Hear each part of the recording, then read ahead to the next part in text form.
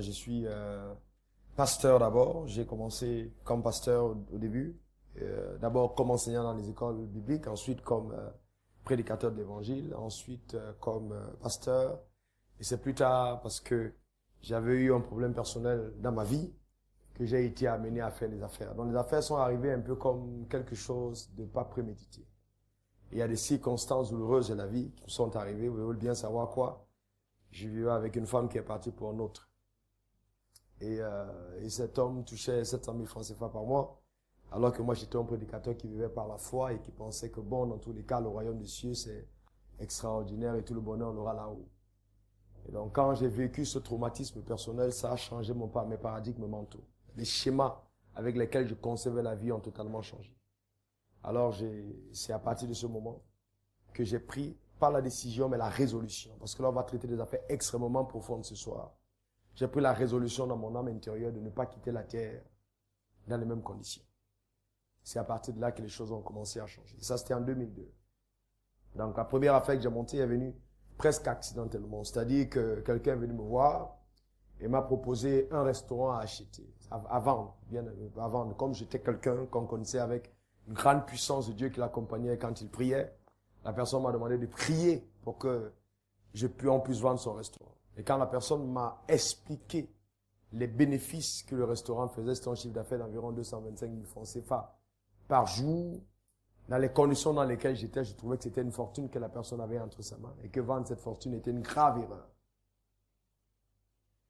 Et donc, j'ai prié avec la personne et j'ai eu dans mon cœur l'envie d'acheter ce restaurant. C'est comme ça que c'est arrivé. Je peux vous dire très sincèrement, ça n'a pas été un calcul préconçu, un schéma arrêté au départ. Non. Mais j'avais une résolution, une détermination intérieure de changer radicalement mon style de vie et d'améliorer l'environnement dans lequel je me trouvais. Et c'est ainsi donc que je me suis porté candidat pour l'acquisition de ce restaurant.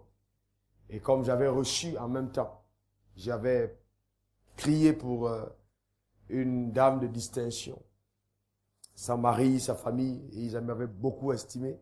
Dans ces moments de mauvaise passe, ils m'ont envoyé de l'argent, ils m'ont dit, OK, nous on va te soutenir, fais-en ce que tu veux.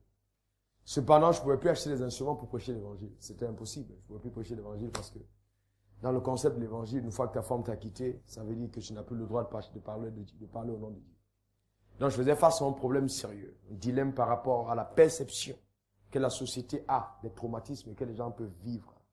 Et de deux, comment est-ce qu'on rebondit quand on sort d'un traumatisme comme celui-là. C'est ainsi donc que face à l'opportunité, j'ai donc décidé d'acheter ce restaurant et de mettre en application certaines lois que j'enseignais déjà, que je prêchais déjà, mais que je n'avais pas vu se mettre en marche parce que simplement je n'étais pas dans les affaires. C'est ainsi que je suis entré dans les affaires en 2002, précisément en juin 2002. Et en 2007, je comptais activement déjà 1 milliard de francs CFA. En 5 ans. D'accord? Alors, maintenant, je vais vous dire que quand les gens ont commencé à me poser la question, me dire, bon, il faut que tu nous enseignes comment ces choses se sont passées. C'est à partir de ce moment que je suis rentré à moi-même. Et j'ai dit, il faut que je mette un schéma qui permette à tout le monde de pouvoir suivre le chemin qui m'a conduit à la richesse.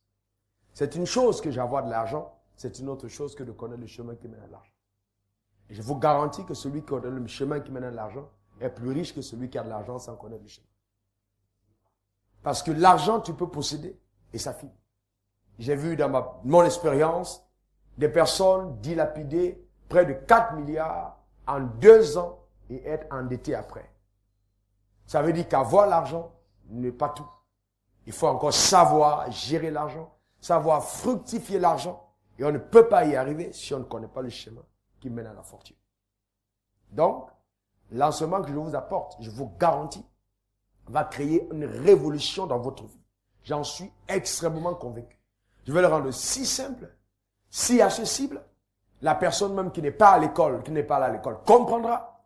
Le chemin de la fortune n'est pas un chemin extrêmement mystérieux comme on essaie de faire croire. Non, c'est des lois simples qui peuvent vous prendre de là où vous êtes et vous amener au sommet le plus élevé. Tout dépend de ce que vous allez faire, des enseignements que vous allez recevoir. Est-ce que ça va? Donc, depuis lors, J'ai eu beaucoup d'expérience. J'ai monté plein d'entreprises. J'ai été associé à plein d'entreprises. D'autres qui ont bien marché. D'autres où j'ai perdu de l'argent. D'autres où j'ai été anarqué. Et donc, c'est la somme de ces expériences qui me donne aujourd'hui de vous parler avec consistance. Je sais de quoi je parle. Est-ce que ça va? La dernière fois, nous avons vu ensemble de la pensée à la richesse. Et nous avons défini la pensée comme étant le fait de penser à quelque chose ce qui n'est pas réel. Quelque chose de visible ou d'imaginable. Le fait de méditer sur un objectif qu'on veut atteindre. Donc si nous parlons de penser à la richesse, c'est imaginer déjà la richesse avant même qu'on ne puisse la posséder.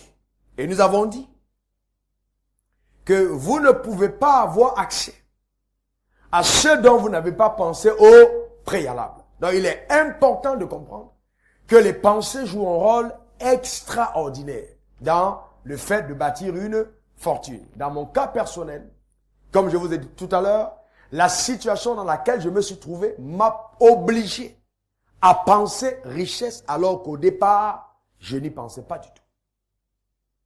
Dans les enseignements que nous recevons, l'éducation que nous avons peut soit nous encourager à la créativité, soit nous museler totalement. Et malheureusement, notre système éducatif francophone empêche sérieusement les hommes comme les femmes de penser à la création de la richesse. Parce que beaucoup de personnes pensent plutôt au fait de trouver un emploi et non de créer l'emploi. C'est ce qui fait la différence entre les Chinois et les Africains. Dans les années 60, on était pratiquement au même niveau. Mais la propulsion qu'ils ont connue, c'est simplement parce qu'ils ont mis en marche une stratégie. Ils ont décidé d'envoyer les Chinois partout. C'est-à-dire qu'en Europe, aux États-Unis, dans toutes les grandes universités. Et tous décidaient de revenir en Chine avec le savoir qu'ils avaient acquis pour développer leur propre pays. Et pour vous dire la vérité, la première puissance économique du monde aujourd'hui, c'est la Chine. Même si on ne veut pas le dire. Puisque même les États-Unis empruntent à la Chine. C'est la plus grande puissance. En quelque temps. D'accord? Et nous avons dit que plusieurs richesses, que toute richesse d'ailleurs est la conséquence, n'est-ce pas, d'une idée qu'on a exploitée. C'est-à-dire en pensant à la richesse, le fait d'y penser et de penser tout de suite, une idée va germer. Une idée peut arriver et c'est cette idée-là qui va te conduire à la richesse. Il y a un point de départ. Et le point de départ de la fortune, c'est d'abord, n'est-ce pas, une idée. Qui, elle, est engendrée par une pensée. Et qu'est-ce que c'est l'idée? On l'a défini comme étant un aperçu, une vision sommaire, une notion de quelque chose. Élaboration originale de la pensée, c'est-à-dire la pensée élaborée. En permettant en particulier de répondre à une situation, d'être à l'origine d'une action. Ça veut dire, la pensée, on l'élabore. Elle vous a dit, l'idée est une pensée élaborée. Voyez? Qui te pousse à l'action. Par exemple, vous êtes assis là où vous êtes. J'essaie de vous ramener ce qu'on a vu la dernière fois avant de continuer. Vous êtes assis là où vous êtes. Et si je demande à chacun d'entre vous, qu'est-ce que tu as envie de faire pour gagner de l'argent? Chacun d'entre vous me donnera son idée. L'un me dira, je vais acheter un War. L'autre me dira, je veux faire cunette. L'autre me dira, je veux, c'est pas vendre de la loco. L'autre dira, je vais exporter de la ticket. Chacun a une idée. Mais maintenant, c'est cette idée qu'on a qui va être la base de notre action. Et c'est cette action qui va donc créer la richesse qu'on obtiendra. Mais dit comme ça paraît très facile. Nous allons aller en profondeur. Est-ce que ça vous convient?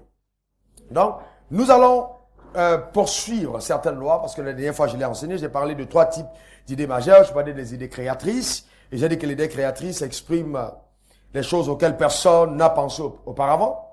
J'ai parlé des idées innovantes, qui nous donnent d'améliorer l'existence. C'est-à-dire quelqu'un a déjà fait quelque chose, on améliore ce qu'il a fait, ça c'est innover dans un domaine précis. Et puis ensuite, les idées opportunes, elles naissent des opportunités qui nous viennent sur notre chemin. Et nous avons vu comment est-ce qu'on peut avoir des idées infaillibles qui te conduisent radicalement à la richesse. Nous avons dit qu'il y a plusieurs façons d'avoir des idées. Ceux qui étaient là peuvent me dire, qu'est-ce que quelqu'un a retenu? Comment on peut faire pour avoir une idée?